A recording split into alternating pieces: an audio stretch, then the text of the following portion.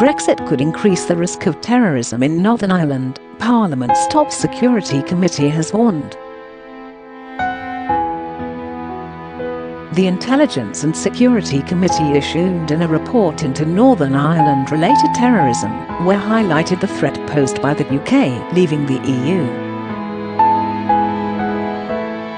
A Westminster committee has also urged Stormont to consider an overhaul of Northern Ireland's justice system to take terrorists off the streets for longer. The report finds that infrastructure on the Irish border for customs checks would be targeted for attack by dissident Republicans as well as utilised as a recruiting tool. In terms of loyalist terrorist groups, the report notes that ceasefires have held, but that Brexit could reignite this threat. We queried whether MI5 were prepared for a potential shift in the threat level across various Northern Ireland-related terrorist groups, and were told, "I think we can be reasonably confident," the report reads. Mr Jones and Mr Hosie commented further that Northern Ireland-related terrorism has not gone away. Whilst we welcome the government's focus on preventing individuals turning to terrorist activity in the first place, MI5 and police resources on the terrorist threat need to be maintained, they added. Meanwhile, the committee welcomed the Covert Human Intelligence Sources criminal conduct bill, which confirms MI5's ability to authorise agent participation in criminality to secure access to intelligence. The committee has welcomed this in principle, although we must ensure that robust safeguards are in place, they said. The report found that dissident Republican groups retain both the intent and capability to cause serious damage, and emphasized the importance of taking experienced terrorists off the streets. The report refers to systemic delays in the Northern Irish judicial process, which appear to be resulting in cases taking months, or even years, to come to trial. It highlights the use of oral committal hearings, where cases are heard before magistrates' courts before being sent to a higher court, as a contributory factor. The report also notes that, when cases result in a conviction, sentences handed down tend to be shorter than in the rest of the UK. It contends Northern Ireland's criminal justice system is in urgent need of an overhaul.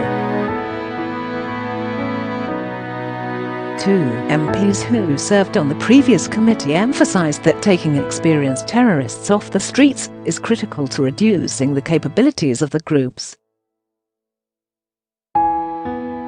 Kevan, Jones and Stewart Hosie urged the Executive and Assembly to consider urgently how criminal justice outcomes can be improved.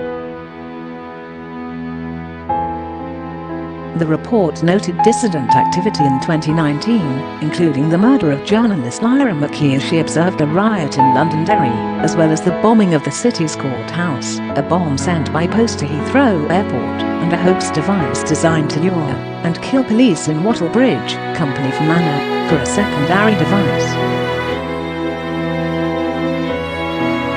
It also noted failed attack efforts, including bombs sent to post to addresses in Great Britain, and a bomb found under the car of an off-duty police officer at Shandon Park Golf Club. The MPs said that, while the new IRA remains the most widespread of the dissident groups, there appears to be evidence of cooperation between different groups. They also expressed concern over dissident groups recruiting significant numbers of young people. DUP MP Gavin Robinson described the report as a sobering assessment of the continuing threat of terrorism in Northern Ireland.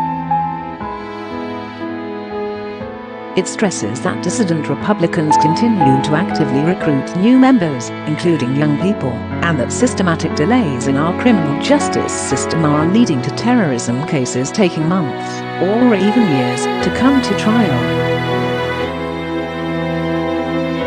When cases do come to trial and result in a conviction, the sentences handed down tend to be shorter than in the rest of the UK, he said. This is a disturbing current outlook that the Justice Minister in Northern Ireland must urgently take stock of. We need to see proactive and practical reforms to speed up justice, including abolishing committal hearings and bringing forward a fairer and more robust approach to sentencing. Close quote. Stormont Justice Minister Naomi Long said she wants to take time to reflect on the contents of the report before making a response.